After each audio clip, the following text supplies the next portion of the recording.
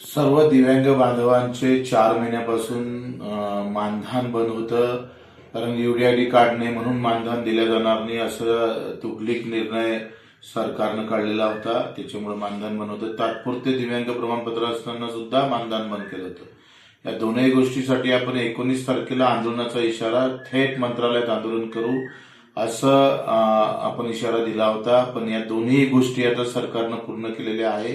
खरं तर यामध्ये आमचे जे दिव्यांग सचिव आहे यांनी महत्वाची भूमिका घेतली. सामाजिक न्याय विभागाचे सचिव आणि मुख्य सचिव, मुख्यमंत्री महोदय आणि आमचे सावे साहेब आणि एकनाथजी शिंदे साहेबांनी भूमिका घेतल्यामुळे आता दोनही शासन निर्णय ज्याच्यामुळे 4 महिन्यापासून दिव्यांगांचे पगार बंद होते त्यांना आता पूर्ववत सुरू करणार आहे. दोनही निर्णय मागे घेतलेले आहे.